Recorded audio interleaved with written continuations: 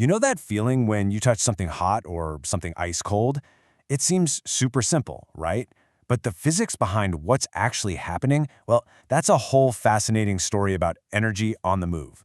So today, let's dive right into the world of heat and temperature. Okay, and before we get going, just a heads up, this is part 10 of our 20-part series on an introduction to physics from Virtualization Options LLC. Today, we are jumping right into that feel of energy. All right, let's kick things off with a little bit of a mystery. Picture this. You're outside on a cool day, and there's a metal park bench right next to a wooden one. Now, if you took out a thermometer, it would tell you they are the exact same temperature. But what happens when you touch them? The metal one feels so much colder, right? Why is that? Stick with me, because by the end of this, you're going to know exactly why. Okay, so to solve that little puzzle, we've got to lay some groundwork. We need to get our terms straight. See, in physics, when we talk about hot and cold, we're actually talking about two totally different, though related ideas: temperature and heat. So, what's the difference? Well, think of temperature as a snapshot. It's a measure of the average kinetic energy of the particles in something. Basically, how fast its atoms and molecules are jiggling around. The faster they jiggle, the higher the temperature. But heat is totally different. Heat isn't something an object has. It's the transfer of that jiggling energy from one object to another. It's energy on the move. And this leads us to one of the most fundamental rules in the entire universe. Seriously. Heat is a one-way street. It always flows from a hotter thing to a colder thing. Always. It never ever goes the other way on its own. And this flow keeps happening until both objects hit the same temperature. That's a state of balance we call thermal equilibrium. And that one rule, that's the key to everything we're talking about today. So, if heat is energy on the move, how does it get from place to place?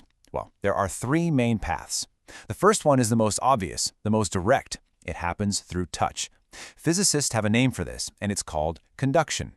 Yeah, you can think of conduction as a microscopic game of dominoes. Imagine all the particles in a hot object are jiggling really fast. When you touch it, those super fast particles bump right into the slower moving particles in your hand. They pass on their energy, making your particles jiggle faster, and that's what your brain interprets as the feeling of hot. And ding, ding, ding, this brings us right back to our park bench mystery. Here's the solution. The metal bench isn't actually colder. It's just a way better conductor of heat than the wood is. When you touch it, it starts pulling heat away from your warm hand incredibly fast. Wood, on the other hand, is a par conductor. We call that an insulator. It transfers heat much more slowly. So here's the big takeaway. You're not feeling the bench's temperature. You're feeling the speed at which your own body heat is being sucked away. Okay, so that's path number one, direct touch. But heat doesn't just travel that way. Path number two involves the flow of fluids. So we're talking liquids and gases, and this method is called convection. How does this one work? Well, just think about a pot of water on the stove. When you heat the water at the bottom, it expands, gets a little lighter or less dense, and it starts to rise. At the same time, the cooler, denser water at the top sinks down to take its place. Then that water gets heated and rises, and you get this constant circular flow.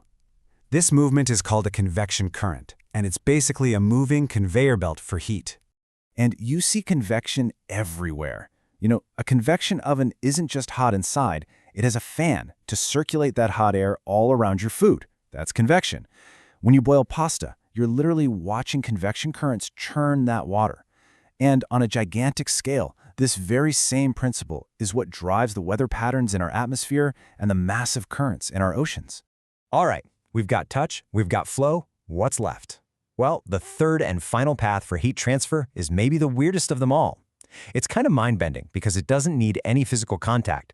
It doesn't even need air or water to travel through. It's called radiation. Yep, you heard that right. Heat can travel through empty space as an invisible electromagnetic wave, just like light, microwaves, or radio waves. Here's the wild part. Basically, any object that has any temperature at all, anything above absolute zero, is constantly broadcasting these heat waves. And the hotter something is, the more powerful those waves are. Think about sitting near a campfire. You're not touching the fire, and the air in between might even be cool, but you can feel that warmth on your face, can't you? That's thermal radiation hitting you. And here's the biggest example of all, the sun. It warms our entire planet from 150 million kilometers away, across the total vacuum of space. That is all thanks to radiation. Without it, Earth would just be a lifeless ball of ice. Okay, so let's do a quick little recap of our three paths. You've got conduction, which is transfer by direct touch. You've got convection, which is transfer by the movement of fluids. And you've got radiation, which is transfer through invisible waves. All right, now that we've got those three paths down, we can start to see how they're not just separate ideas.